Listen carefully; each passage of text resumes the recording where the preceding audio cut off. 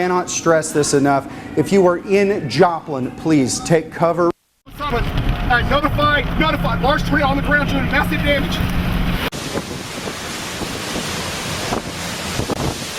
When you see what's happened here, Paul, I mean, take a look. I mean, it's everything is just completely demolished.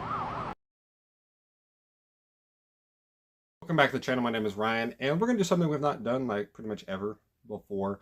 And we are going over the documentary that dropped on Netflix, I think about a week and a half ago, something like that, from the time I'm recording this. It's called The Twister, and it's about Joplin, Missouri, the natural disaster of all natural disasters in the United States. This is arguably the worst tornado that's ever hit the United States when it comes based off the tornado itself. You can look in the history books. You can look at 1925, that actually just 100th year anniversary of that. The tri-state tornado has the most deaths ever. This is not the most kill. This does not have the highest recorded death ever. It's not even top 5. But for the way this storm went about, and what I'm about to go over, and the way this documentary really went into it, I thought it was very well done. And you're going to see the impact this tornado had on people's lives, and how this is arguably the greatest tornado in the history of the United States, not in the world, but in the United States. So I want to give you a little background that the documentary goes over. And it starts off with a little background info on April 27th. And April 27th is known as arguably the greatest outbreak in the history of the world of tornadoes. Well over 300 tornadoes happened over a 3-day span, hitting the South, hitting Dixie Alley, what's called, from Mississippi, Louisiana, all the way up to Tennessee, North Carolina, those areas, killing well over 300 people. It was a big outbreak, huge thing, historic numbers. 5 EF5s happened, which is the highest rating of a tornado in the entire scales. It goes 0 to 5. It's the highest one. So April 27th was a humongous day, and people were talking about, could this be the end of the world? Because May 21st was technically somehow related to the Bible and numbers related to the biblical numbers, that it was going to be the end of the world that day, which I don't know how exactly that happened, but that's what they were talking about. And if you look at the world events during that time, you had war going on in the world. You had the tsunamis from March 9th and 10th in Japan that happened. You had the outbreak and tornadoes. So each month, something crazy is happening across the world that got global news. And that caused a lot of people to be nervous about what was going on and think the world might be coming to an end. So relating to this, a lot of people thought the world was going to end on May 21st, which it didn't happen. But now we get into this. We have Mac here. Mac is an interesting part of the story because he has a lot of great details about it. But I'm going to give you the cast right now. Mac talks about how there was a big party celebrating life on the 21st before graduating. He didn't graduate that day, but there was a lot of graduations that day going on, specifically in the city of Joplin. There's pretty much one big school in Joplin that holds over 2,000 kids for the high school, and all of them were graduating on the day of the 22nd. But there was a party that they called the Staying Alive Party, which they got drunk as could be, and I know that makes no sense to do so, but they did that. And just celebrated the last day it was supposed to be. And Mac had a big hangover heading into the next day. Chad is only 13 when this happened. Chad was a very much weather guy from the beginning. Coming from San Diego in that area, he did not like the weather at that time because there was none.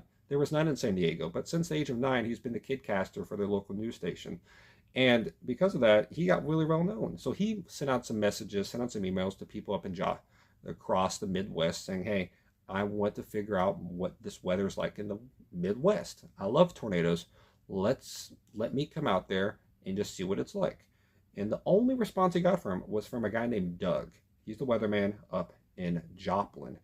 And he sent an email back saying, you can come out here whenever you want. May 22nd or 24th, we're supposed to have some bad storms. Come up during this time. Him and his mom booked their flights, and off they went up to Joplin. Cecil is a very interesting character within this story. His case is because he already has a natural fear of storms because of the learnings of the rapture. He's gone to church all of his life, and he's also, connect this, he is gay. So him being gay and how Christianity is usually does not mesh well together. So he had a lot of questions about the rapture and how the rapture is, and will he be taken with it. So when storms came about, he was extra nervous on every single thing that was going on. Every single thing that was happening, he was hella nervous about it because he thought the world might come to an end, and he was wondering if he was going to be taken away with all the other Christians in the world. Kaylee and Mac are dating at this time. They also got a brother named Eric. He does not speak throughout this entire documentary. But Kaylee was by far the best storyteller. Kaylee gave great details upon everything. She was dating Mac, and also speaks about the documentary. Mac is a huge weather nerd. Mac is by far a big weather nerd. He knew a lot about everything. He was giving very specific stuff, like talking about the cyclones and how everything works with supercells. He knew his stuff. He wasn't like Chad, but he knew a lot of his stuff because he was just a weather nerd. So while they were together, they went tornado hunting. They went weather hunting, they went storm hunting, whatever you want to call it, throughout their time dating. And I think even a little bit afterwards, too, because they still stayed friends afterwards. Stuff like this keeps you bonded. Now we got Steven. Steven is by far the most affected. There's weird ways how everyone's affected by this. You will see throughout it. And he was in the car whenever this tornado hit. There's not a lot about backstory about him, in my opinion, that relates to this. Only thing I know is he's about 16. He's a high school dropout. He didn't like school. His family wasn't the best at that moment. A lot of diverseness within the group, just opinion-wise, and it wasn't great. So he decided to make his own life, go out with his friends, and try to have the best times he can, which led to some interesting situations. In my opinion so far, the documentary did a great job at detailing everyone's story specifically that they had. Great details, giving them all the time they need to discuss it. Outside of Doug, I would have liked to see more of Doug throughout the story, but that's all I got to say. Doug, the weatherman, I like to see his perspective more on things, but that didn't happen all the time. They gave each other their own personal time and followed a good order. And the footage, by the way, was phenomenal. I would just suggest you can go on YouTube and find footage. I'll show some of just Joplins getting hit by the tornado in general, and the formation of it is just insane. You can find it on YouTube. There's some clips that you can't find that I've only seen on Netflix. I'm a big weather nerd. I've seen a crap ton of footage. I haven't seen all this stuff, especially the audios they used. Incredible. So the story of Joplin, the tornado, I'm gonna make a very basic one. So Joplin was rated as an EF5, going at well over 200 miles per hour. That is incredibly fast. 3 times the interstate speed. So yeah. And honestly was the worst case scenario. There's situations in tornadoes that we talk about that they're the worst case scenarios. This was the 1% of the 1% of the 1%. It was a 1% chance that it could be a devastatingly EF5 tornado. It was a 1% chance of a tornado even happening. It was a 1% chance it was going to go right through Joplin. And it all happened. It only hit Joplin. It started and ended in Joplin. It's insane to see how that happened. It was the worst case of the worst case scenarios. And it started Joplin and ended at Joplin. And it's very important to know that this storm was rain wrapped. This was rain wrapped. You could not see this. You could not see what happening. So if you looked outside, there's a lot of footage out there of people looking into the storm and just asking, where's it at? There's a great footage of this one guy, I'll show it, of them being confused, like, where's the storm at? And the guy is on the walkie-talkie yelling at them, it's coming for you right now. And they're like, what do you mean? And they look, and it's like, what do you mean? And then they realize, like, oh, that's it. But it's like within half a mile from them. And you're like, what? I mean, that's how it kills so many people because of that situation. You can't see it. And a lot of people don't see it. You have to see it to believe it. So now we got a guy here named Andrew. I didn't really cover him in the cast, but I want to mention him here. Andrew, I think, is the least interesting out of anyone in this story. Nothing personal, just the least interesting one.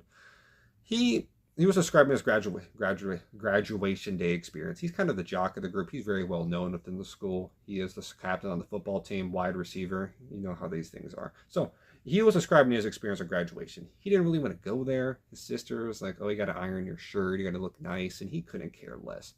And so during this time, he was messaging his friend named Will Norton.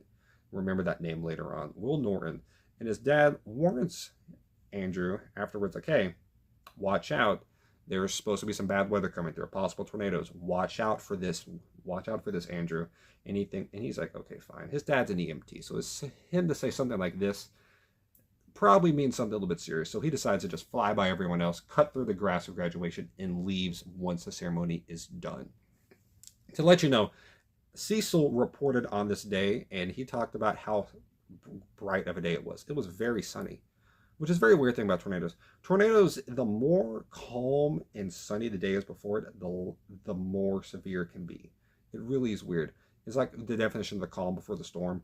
It's because of it being hot in that area. When the cold and the warm mix together, it's less controlled. Like, it's less controlled of an environment. I should say it's more unpredictable in a way. So the less control of the environment it is causes more cape value. Cape value is the potential energy it has in the air. More cape value means more energy, which causes more storms. The higher the cape value, the more likely of a severe chance of storms. So that's kind of the best way I can explain right now. That's not the best way. I think I could explain it a little bit better, but that's kind of how it is. The more energy in the air causes a less controlled environment, which leads to more storms, more chaotic of an environment, I should say. So Chad is an interesting part of the story. He wasn't hit, to let you know. He was not hit, but he was at a restaurant with his mom. And before then, that gives you some context, they just laying down at Joplin. They just got there. And Chad was already feeling a bit weird about this place. When he was going out in the sky during the plane, they had some turbulence. And it was just like, nothing, it just didn't feel right with him. It was like, he didn't know if it was just because of the weather there or something different. Maybe it's a new environment. He didn't feel comfortable in that area at that moment. So he's at this restaurant when the storm starts. And it's a tornado watch that comes out. And then a tornado warning. And then the sirens start going off. And they're looking around. The mom's like, what's going on? Is everything good here? Like, what's up? What are these sirens? And the locals are telling her, like, hey, this is fine. Like, there's nothing to worry about. We're good. This happens all the time. Anytime a tornado warning or watch really goes out, mainly tornado warnings, they'll send us out. But Chad, using his mind, goes outside and looks for himself. And he just feels a really weird, eerie thing. No birds chirping or anything. There's a thing about weather that if you don't really hear any birds or anything like that, it doesn't mean they're silent. It usually means they left, because birds and animals can tell whenever stuff's going to happen, and they get up and leave. So when you hear no birds around you and you know there's storms coming, unless there's just no birds where you're at in general, it's not the best of signs. Let's just say that. So again, he goes outside. He has this weird feeling, and he checks his phone. He looks at his phone, and he sees this big supercell on his radar, and he goes, what? I never seen this before. What is this? How can a storm be this? He has never in his life seen something like this. He's 13, but the dude's followed weather all his life. He's never seen something like this before. He's worked with weather since he was 9 on news levels. He's like, what is this? And he's about to freak out because, well, no one in the restaurant seems to give a damn about what's about to happen. They're about to get hit. It is directly on them. And he's looking around. He's like, what are we doing? What are we doing, y'all? No one's doing nothing? Okay. I see. So he goes to his mom, because he understands that no one will respect his opinion, because he's 13, and people don't know who he is. He just got here, first of all. No one knows who he is. So he does his best, and he tells his mom. His mom is like, no, it's okay. We're fine. And he's like, trust me, Mom. It's not okay. We need to go get shelter. He suggests to go to the hotel. They decide to get shelter inside the restaurant. So that's the best that Chad does for that moment. Interesting part about this, he was only about a quarter mile away from where it got hit. He was freaking out, and he thought nothing back. He thought the world was going to end. And he technically kind of did. He was kind of right about it, but he wasn't hit, so he thought he overreacted. And then later on, very, very quickly realized this was worse than he could ever imagine. He just wasn't hit by it. He was a quarter mile away. That's insane to be that close to death. Hundreds of deaths just a quarter mile away, and you don't know. So Doug is the weatherman for the news station of Joplin, and he is someone I wish we heard more of. I really do wish we heard more of Doug.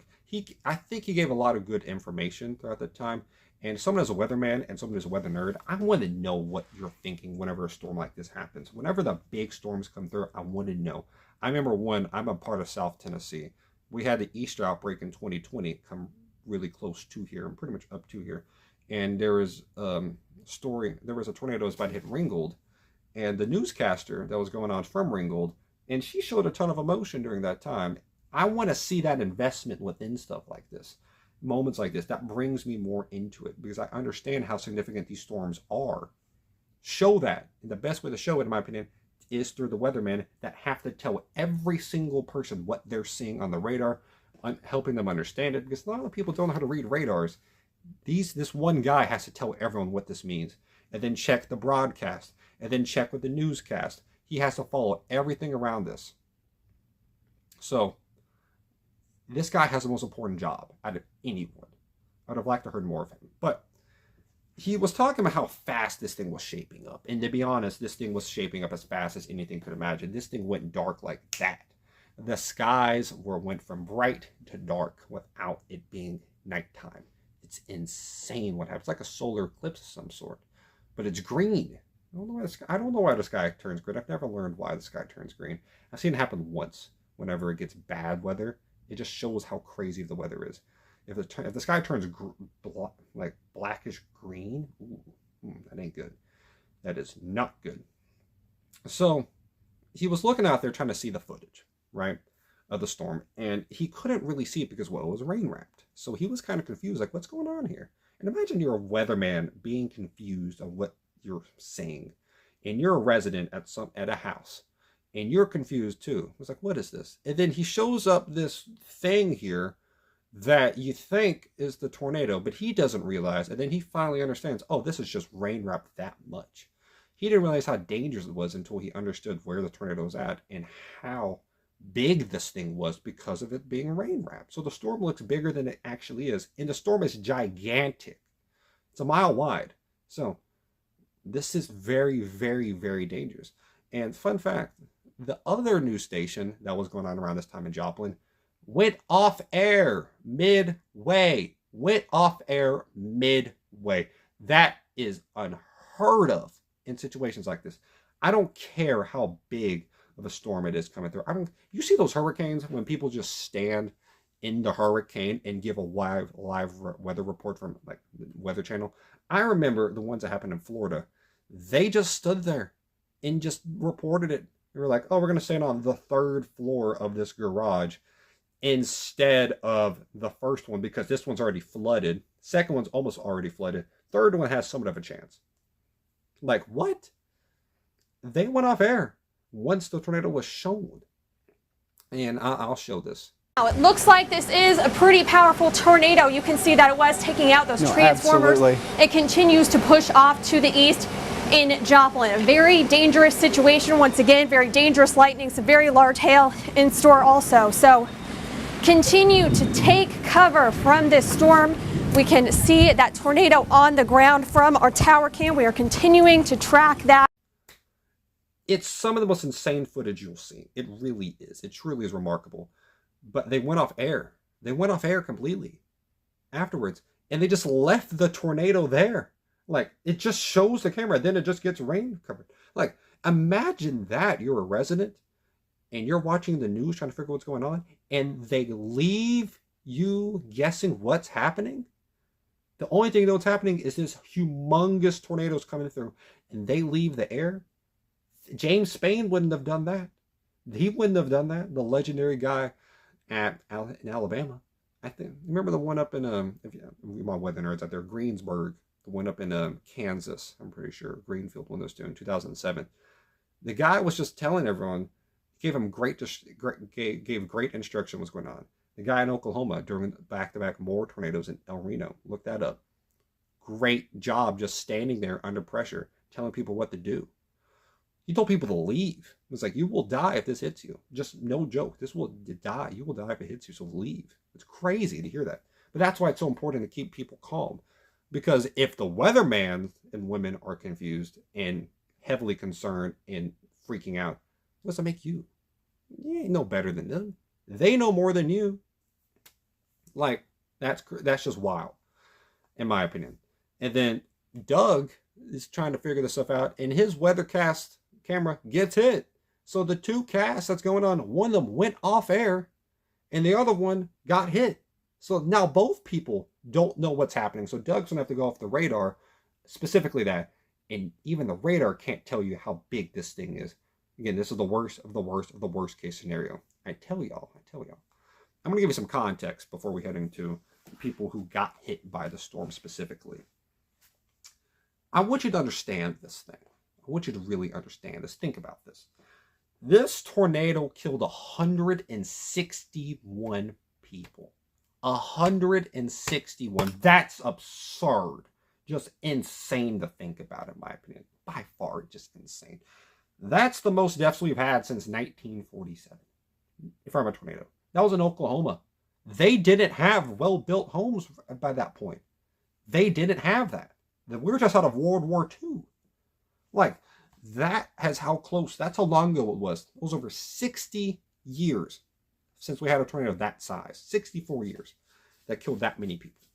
That's insane. If you look at the top 25 deaths in the history of tornadoes in the United States, the most recent one, the second most recent one, I should say, is 1953. I think it's the Waco, Texas tornado, or Flint, one of those two. Might have been both. You understand that that's the second most recent one. Joplin's the most recent one, 2011. That should show you how insane this thing is.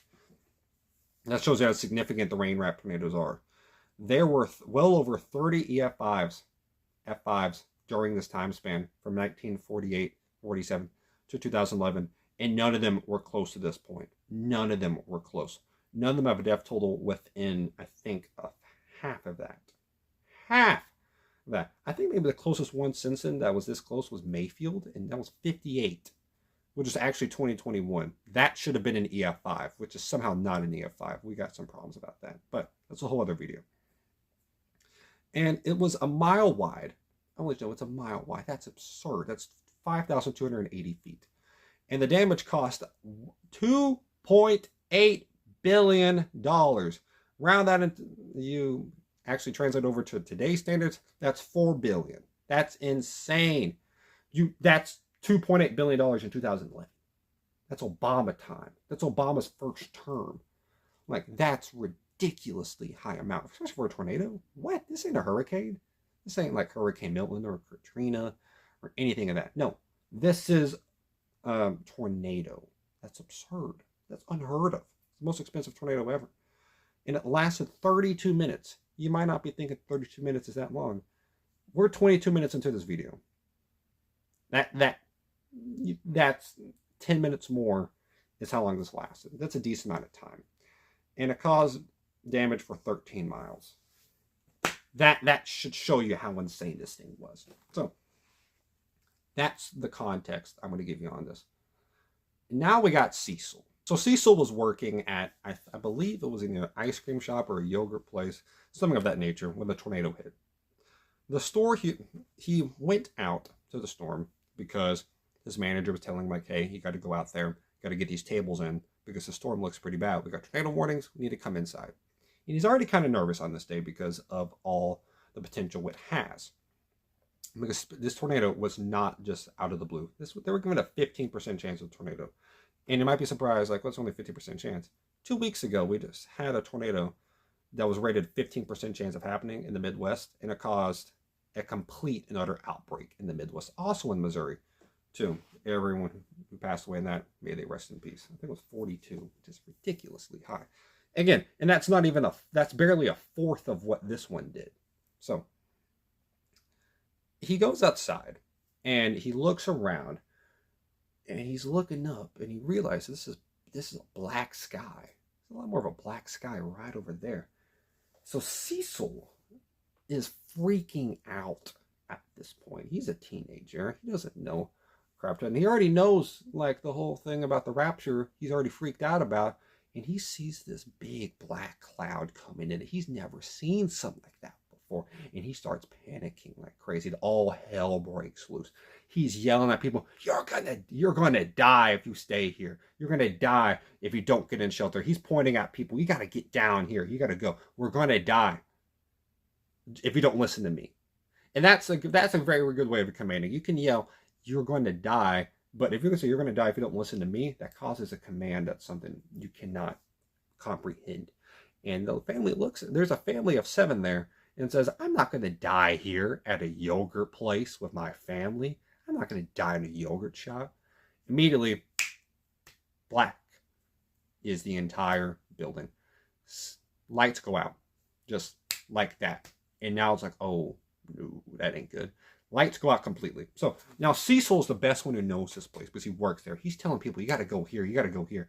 He knew that there was no outer walls in the bathroom. There's inner walls, which is what you got to have. So he sends the family into the bathroom to protect. There are no windows, no nothing. Maybe a mirror. Just don't be next to the mirror. Sends them into the bathroom.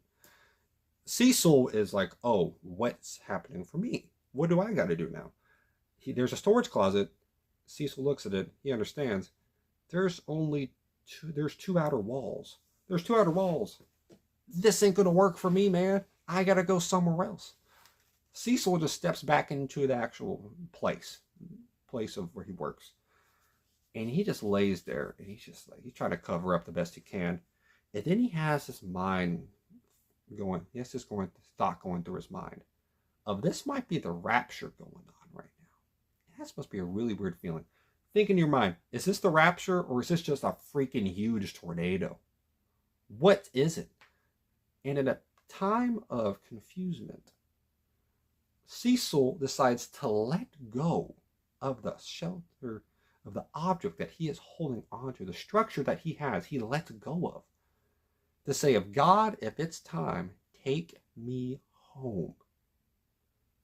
And he starts to shake a little bit. He starts to get pulled a bit. He looks out into the wall and he sees the wall start to crumble a bit. He sees the outer part of a tractor trailer just get flown into the sky.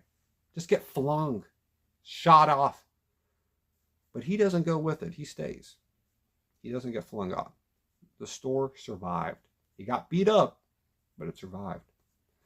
And he survived. He did not get sucked out. Even though he let go of the structure that's in the store, which seems like something you should not do, he did it. And luckily, he survived. And Cecil, his first thought is, where's my family? Where's my family? He rushes out. He tries to find his family. And while he's looking around, he starts to understand there's nothing here. There's nothing here. And he is just wondering, like, how the heck did this happen? How did this happen to my city? This is where I grew up at. There's nothing left. It's a ghost town at this point. So he goes out, he finds his family, he finds his mom and his dad, and he starts crying. He's in tears. They're in tears because it's an emotional thing to find your family in a situation like that, because you never think you're going to be a part of it. You hear about it, but you never think you'll be the one in it. And now these next 2 are the ones who got heavily hit, in my opinion. So this next one's about Kaylee and Mac and her brother. We're back to them now. They were all watching the storm come through, and they drove out around Kansas, the border of Missouri and Kansas, around, I guess, Kansas City area. I don't know. But that part, the border, because it's just flat in Kansas. So they're watching the storm go through, and the documentary shows a great part of them actually filming what's going on. She has her camera on. Kaylee has her camera on the entire time. The entire time. She put it on the dashboard. She had it everywhere she went. So she has this thing going on the entire time. And when they're going out there, they stop at this gas station. They're going out there and watching this thing come in. And they're like, yeah, that's a hydrocyclone right there. It's coming down right here. Well, this is a big supercell. They're giving all these words. And Kaylee's just like, what are y'all thinking right now? And they respond with, nothing. We're thinking of nothing right now. They're just watching. And Kaylee starts hearing this stuff on the radio, like, oh, this stuff, it's a tornado watch. Tornado warning now. Whoa, we gotta go. We gotta go. And Max says, if anything's going to produce a tornado, it's that thing right there. You point up, and it's this big funnel formation in the sky. It's going to bring into a wall cloud, which will become a tornado. It's the process of a tornado. So that's happening. And Kaylee's like, we got to go. And they're like, no. Let's wait. No, time to go. Time is up. We got to go. So Kaylee jumps into this car, gets her in truck, and they start driving. And while they're driving, they look up to the sky. They looking up. And they just see nothing but black. Chasing. Just chasing. And it changed. The whole mood changed. It went from them being chasing a tornado, having a good day, trying to figure out what this weather thing is, to the tornado was chasing them. And that is one of the eeriest feelings this documentary gave the entire time. It's one of the eeriest feelings I could ever feel. I think as a human you could ever feel. The thing you were hunting is now hunting you. You are the prey, and there's nothing you can do about it. It's not like an animal. An animal could trip on something.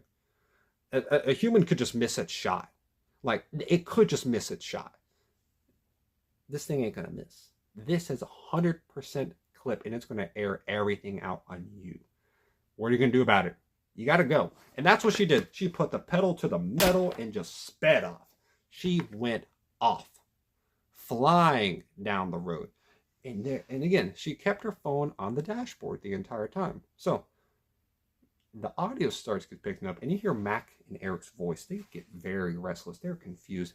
They are the mix of, I don't know what's going on, and I'm scared too type of voice. But there's a thing for men. I can't speak for women, but the thing with men, that if you're around a woman, especially the person you're dating, or it's like a sister, that you want to be a macho type of guy. Like, and this ain't gonna affect me. Like, I'm gonna stay calm no matter what. Both of these people are cussing like sailors at this point, trying to understand what is happening. They don't know what's happening. And Kaylee, through this time of not knowing, looks into her rear view mirror, and it is as dark, black funnel chasing them. The same thing they saw when they left is now on the ground and still following.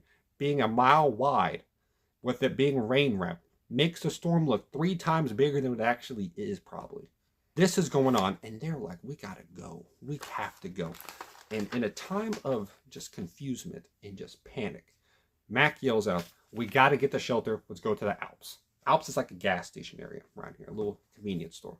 They get to the convenience store, and they are like, we gotta go in shelter. We really, it's getting really bad out there. He said it really like 8 times, so I did that too. So the people in the store are just like, what do you want? It's perfectly peaceful in here. They walked into a perfectly peaceful store. They knew nothing that was going to happen. They didn't know a single thing that was going to happen to them. And they said, we got to go. We got to hide. And they said, where can we go for shelter? And they said, why do you need to go shelter? Look, there's a mega storm coming in right now. So they get into shelter. Where do they hide? A freaking cooler. A cooler is where they go to. They got the bottles and all that stuff, all your little drinks in there. They're in the back right now. They're clinging up against each other and all that. So right here, I'm trying to get you to imagine. We got someone here and someone here. And Kaylee right now is in the middle. And they're all stuffed in the back right now in this cooler. And they know what's coming. They don't know what's coming. But they got Mac on one side. You've got Eric on the other. Her brother's here. Her boyfriend's here. He's kind of holding on to her. The storm starts to come in, and it starts rambling. It's rushing. It's going as fast as they thought they were, arguably times 10. She feels Eric on her right start to get pulled up a little bit. So she just pulls him down, tucks him under her, and says, I'm not going. You're not going without me. We're staying or we're both going. And when that's happening, she feels Mac start to feel off a little bit different. By the air starts pulling him a bit. And she's like, I got to hold on to him too. So they got a hold of both of these people right now, creating a human weight, they described. And these bottles are clanging as loud as you can get. It is like a symphony how loud they're hitting each other. It's like wind chimes going at it. So they're getting hit back and forth. They're rattling up. There's glass getting slung. Mac describes a cinder block hitting him in the head. It's a cinder block hitting him in the head just randomly. Does that happen? No. wild stuff like this happens, then that happens. So that's going on. And she looks up at one point, because audio, I'll show y'all a clip of a different video in Joplin. That might have been shown in here, but it shows how intense this thing was. I'll show the audio with it too. I'll show a clip of it, of how loud a tornado gets when it gets hit. It's kind of disturbing if you've never heard it before, but here you go.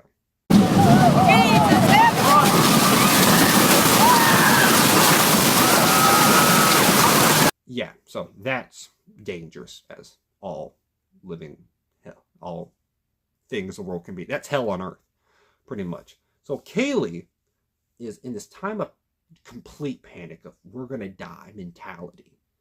Looks up, and it's quite different than any other time they've looked up. They looked up and seen dark the entire time of death. She looks up and sees this kind of vortex light coming from the sky. And you're like, what the hell is this? What is this? Why is there peace right now? We just got hit by a freaking tornado. We're barely alive. This roof's not even here. What is this? And then it clicked. In the biggest of storms, there is a thing called the eye. The eye is the center of it. It's usually in hurricanes. That's usually the only thing it's in. But for the biggest of storms, the eye is in the middle. It's just how big that rotation is. There is a little part right there that shows the piece. And the thing that's forming around it is just full on chaos. And she understands that there's just a full on chaotic situation. And they got to get out of here anyway they can. But she knows that they can't leave yet, because there's a second half coming. So they waited out. And probably the second half was a little bit less than the first half, to be honest. But it goes through either way. And it's loud as heck in there. But they survived. And they got hit with glass shards. Again, Mac got hit with a cinder block. And they get out and they are ecstatic that they're alive. They're young. We're alive. We are alive. And they look around and their face of happiness goes to, oh, where are we? Where are we? What is this? What is this?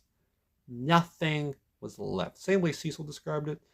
Nothing was left. I can't explain that enough. There was nothing left. It was a ghost town. It nailed them completely. Nothing was there. The strongest of tornadoes leave nothing in its path. I guess there was like wood laying around, but what your building that you saw this from is now torn to shreds. These roads are messed up. These street lights are nothing there. And the sky is different now. It looks more clear. But we just know what hell gave. This the idea of you go through hell, nothing's as worse as it. So anything's going to look good. Like anything's going to look good if you go through hell. And when it's not that. So they get into their truck. Somehow this thing has survived at this point. It got four flat tires, but it's still rolling. So they get into the truck. They go off. And they are driving through town. And they're driving over everything. They figure out oh my gosh, there's so much stuff on the roads. There's so much stuff. There's light posts. There's shards of glass, of wood, of all that stuff, nails. And they get to this point that they're back in the town where they're supposed to be. And they met their families and all this, which is a very good thing. So shout out to them for finding their families. Thank God that there's nothing bad that happened to them. But they get stuck into this field at one point. And Kaylee is like, we need to get out of here. We got to get this truck out. And Mac and Eric jump out. It's like, we got no problem. So they get in the back. And they start to go push this truck. And they look back around and like, there's no fields in Joplin. What do you mean there's field? What the hell are we doing in a field in Joplin? And they look around one more time and they look into the distance and see, oh my gosh, that's the high school? We're in the practice field.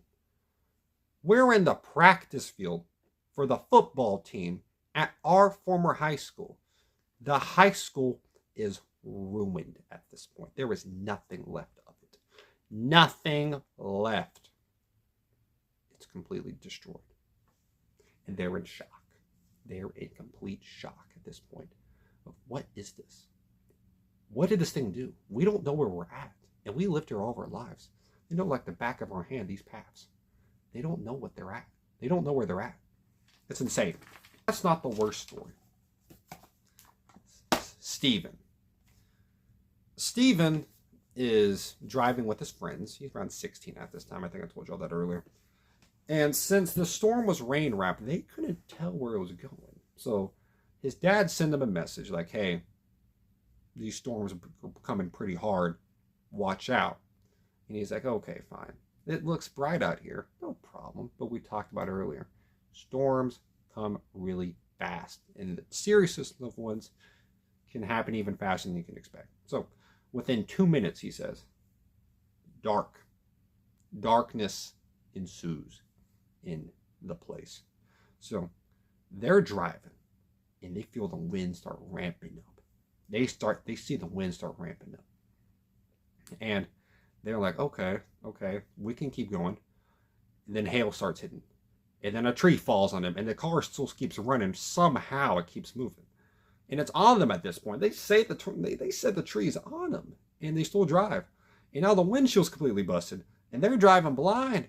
They're driving based off the memory of this town. And they're like, oh my gosh, we got to outrun the storm.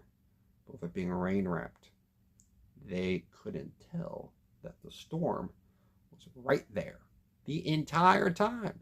They're going into the storm. They're going right into the tornado. And they didn't even know how harsh that is to realize. Immediately, storm takes them. Boom. Boom. It starts tumbling. It starts rolling and rolling and rolling. It takes Stephen, slings him here, and then slings this down that way. The rest of the friends, the three others, get slung down in this with the car, and Stephen gets sucked out. And the friends don't even know what's happening. They get hit on the ground with the car, and they look around and are like, we're good, good, good. Where's Steve? Where's Stephen? Where's Stephen? Where the hell's Stephen? Stephen was gone. Stephen was in this tornado. Stephen was in the tornado at this point. He's getting hit. He's in the fetal position. And he says that his life flashed before his eyes. At 16, his life flashed before his eyes. That's insane. I'm 17 right now. That's insane. Their life flashed before his eyes. And they're like, oh my gosh, life happens. There's so much stuff that's happened in my life. And he gets slung. But he describes being up there like just being in air. There's no gravity. He's flying, but he doesn't want to. He has no control about it. He just is. So he gets slung at one point. Lands on the ground. Boom. They rush over at one point. They're trying to find him. And they finally see him. They rush over and see him. His friend describes that they saw his heart beating. They saw it beating out of his chest. That's how they described it. And so his friends go out to the road. They start flagging people down. Hey, stop what you're doing. Stop, come out, help our friend here. First car goes right by. Damn. Second car already looks like it's beat up. Stops immediately. Gets him, picks him up. Off and going. So they're going to rush to the hospital at this point. Stephen's going to rush because he's about to die, pretty much. And during this time, while he got hit by the tornado so much, there was a fungus. I know there's a fungi in the tornado that got into him somehow. I don't know how. No one knows how exactly, but it got into him. And because of this, he got put into a medically induced coma. I don't think it was medically induced. He got put into a coma because he blacked out completely after the whole situation happened. He's in a coma, and he has this dream of the doctors saying that there's nothing more they can do for your son, talking to his dad and his mom about what's happening. And he has this dream of hell and what's going through his mind. And he's just like, I want to live. I want to be alive. I'm here. I can hear y'all right now. And right afterwards, he woke up. Not visibly, but his ears started working. He started to hear again. He just couldn't talk. So it got to the point that he was able to talk. And everyone was happy for that. And he's like, how are you still alive? This is insane. So he gets through that. And now the fungus part. The fungus had, I think, over 8 cases. Very, very rare. But 3 people died. So it's over a 30% chance of you dying from this thing. And he's already in bad shape. So it's a flesh-eating disease of bones and all that. Pretty much weakens you down as much as possible. So they go do surgery on him. They try to take the first one out. They do that.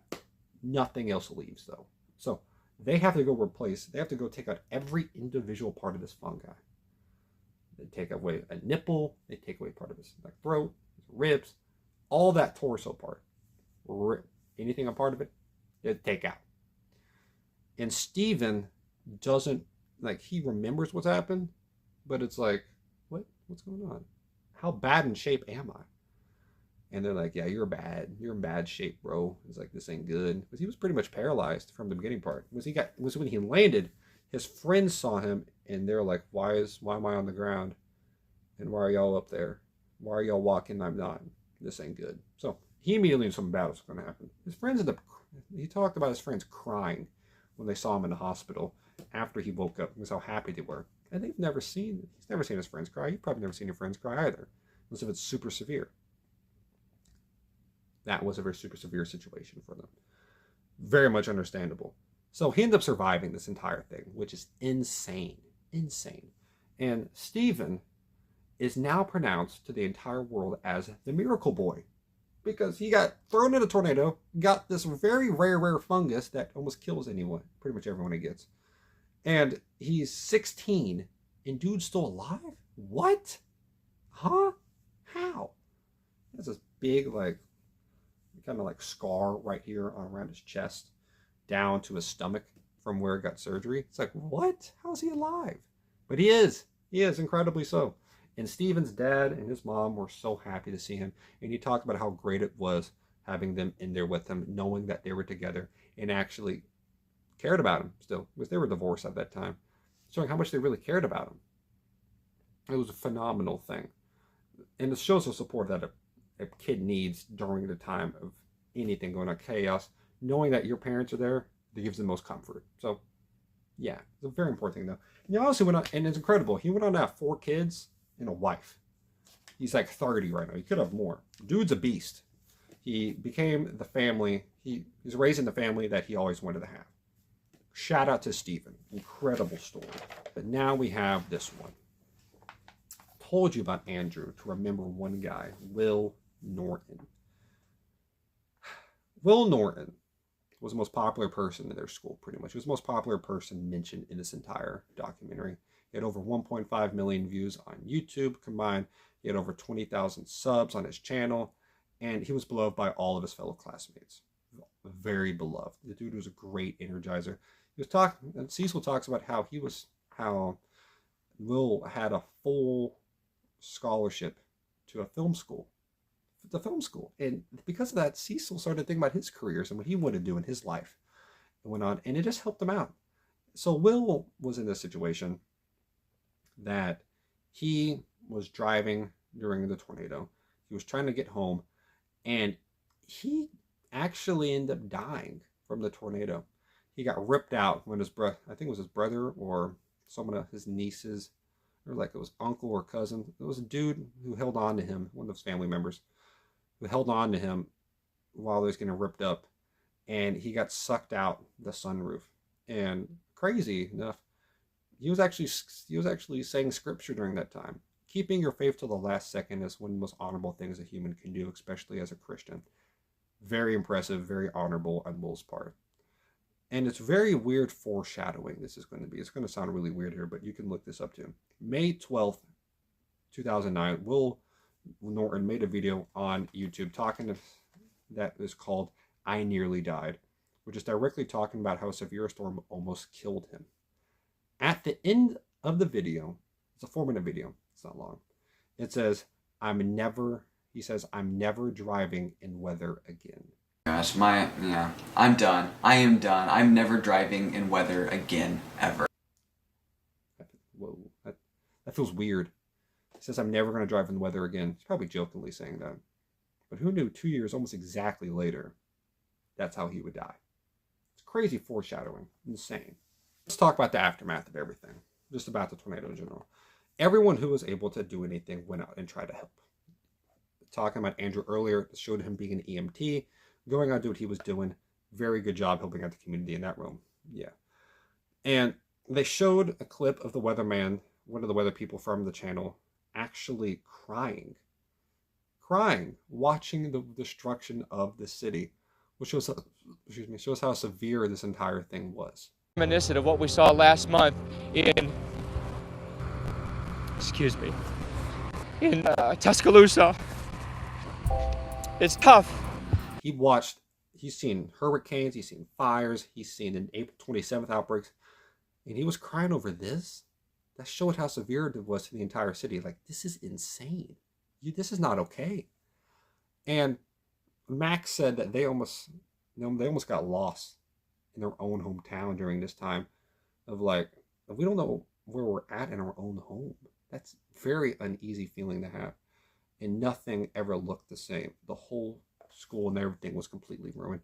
It's kind of interesting afterwards. They actually had school in the mall the following year, which must be interesting to think about that, going to your mall every day and have school. Kind of a cool feeling. Nice food court. Probably better food. But now we have my personal opinion upon the situation and upon the documentary itself. I've already seen a crap ton of footage of Joplin in general. So seeing the first-hand accounts were very interesting to me. I loved watching that. I loved seeing how people's opinions, everything was. And Kaylee's and Cecil's accounts, in my opinion, were the best ones. They gave very great detail. They showed their emotions within it. Kaylee gave great detail on what the storm was. Kelsey gave great emotional connections to the crowd, everyone watching, on what affected him during that time and how the rapture and how his belief in God conflicted with what was going on. And the storm seemed to be the only... See, this was kind of the strange part around here. The only way it felt that you could actually figure out where the tornado was at was by the feeling you had in your gut. It was a gut feeling. That was the only way you could tell where it was at. Not by radar, nothing else. Because you look at what's happened, right? You look at Cecil, you look at Mac, you look at Kaylee, and you look at Chad. They all described a gut feeling that they had in their stomach. The only one that really didn't was Steven. And Steven was the only one who got directly taken up from it. I should say, they almost got hit, but they figured out the way to go to shelter. Steven and his friends never described having that type of feeling, so they drove straight into it. It's interesting. It's interesting having that. And it being rain-wrapped caused so many of these complications in general. Again, rain-wrapped tornadoes are... Being rain-wrapped is very rare when it comes to EF5s, but when they are, watch out. Stuff like this happens. Doc chose great clips. Great. Phenomenal videos. Especially Kaylee's phone audio added so much to it. The audio of a tornado happening, it sounds like a freight train. And they're right about that. People say it sounds like a freight train, and it's right. It is pretty much a freight train going right at them. And seeing how the city tried the bounce back was very nice too. Showing how the documentary showed that was great. And actually, next year during the graduation, Barack Obama came by and gave a speech. Very nice. Very good thing of him. No matter what you think about Obama, overall, as a person, seems like a pretty good dude. I know he's known as Obama for a reason. So, yeah, but he's a great talker. It's a probably very comforting feeling for all these high schoolers to know their president is there during this time. And each character gave their viewer their own personal reason to really like them, have a good connection to them. No one gave a reason to dislike any of them. Great connection overall to all that. And I know Netflix at the end tried to talk about the world like getting warmer and all that little thing at the end. Some people didn't like that. It's not wrong. The Gulf is warming up, buddy. So colder weather coming from the top is reaching even warmer air in the middle, which right now is in Dixie Alley, which is where I live. We have a 7-day outlook right now for what tornado is supposed to be on, for possible severe weather on Sunday. That's unheard of, and it's happening common right now. This is very rare, and it's happening commonly now. So stuff is changing. So watch out. No matter what you think, do your research. The Gulf is warming up, and it's going to cause more storms. So be ready for it. And I think this tornado documentary does a great job covering it. Again, the only thing what I'd like to see more of was Doug's opinion upon everything. So I'm going to give this a tornado documentary, The Twister, a 9.5 out of 10. I thought it was great, very entertaining to watch. I suggest anyone to go out there that wants to learn more, to go out there and figure out more stuff about the tornado, do footage, go find footage, go find people. The Weather Box, I think there's a good one. Swiggle Studios does good. June 1st, there's a great one. All those are on YouTube. Go check those out. I think High Risk Chris is another one. He does a very good one. Who's another one? I'll put some other videos up there if I can find any. I think Colton Henderson is another dude's name. Go out and find his video. He does a great job covering it. It started in Joplin. It ended in Joplin. It was the worst of the worst case scenarios. I think this documentary did a great job showing that. I'd suggest to watch it. This is a long time watching this. If you watched all this, thank y'all. Subscribe. I would love to do more stuff like this. I enjoy doing this a lot more than any other videos. So put out in the comments your opinions. Hope you have a great day, y'all. Stay safe. And remember, God bless y'all.